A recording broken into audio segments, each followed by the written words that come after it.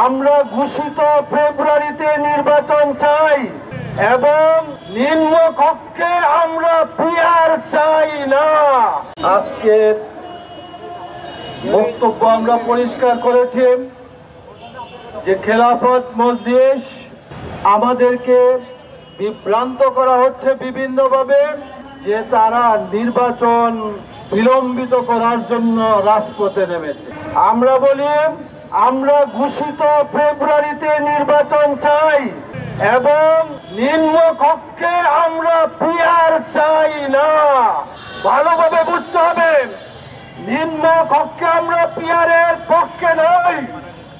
সুতরাং যারা বলে নির্বাচন বিলম্বিত করার জন্য ভারতীয় শক্তি মাঠে নেমেছে, আমরা বলতে চাই তোমরা আওয়ামী দুঃশাসনের পরে পরিত্যক্ত ভারতকে নিজেদের কবজায় নিয়ে তাদের প্রেসক্রিপশনে নির্বাচন করার জন্য দৌড়াচ্ছ।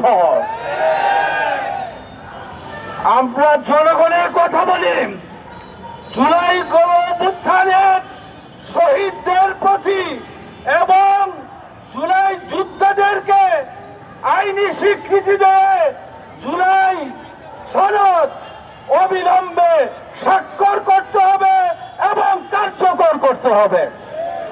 আগামী সংসদের জন্য আমরা এই জুলাই সনদ বিলম্বিত করতে চাই না। আগামী সংসদে কে ক্ষমতায় আসবে সেটা আমাদের জানা নেই। যারা যুদ্ধ করে দেশকে ফ্যাসিবাদ মুক্ত করেছে তাদের সুরক্ষা চাই, তাদের শহীদদের মর্যাদা দিতে চাই। আমার খেলাফত মজলিস সহ যারা আমরা মাঠে নেমেছি, আমরা এই নির্বাচনকে সুষ্ঠু নিরপেক্ষ নির্বাচন করার জন্য আমরা বদ্ধপরিকর।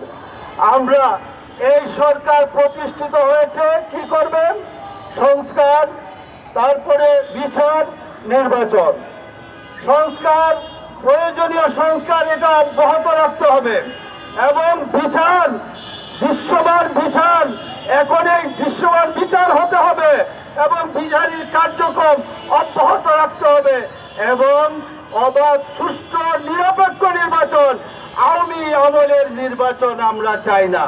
এখন যারা মনে করছেন সকল প্রশাসন আপনাদের মুষ্টির ভিতরে চলে আসছে আর তাদেরকে দিয়ে নিজেদের মতো করে গতবারের মতো 24-এর মতো নির্বাচন, 18-র মতো নির্বাচন, 14-র মতো নির্বাচন করে ক্ষমতায় আসতে চান, জনগণ সেই প্রত্যাশা পূরণ হতে দেবে না।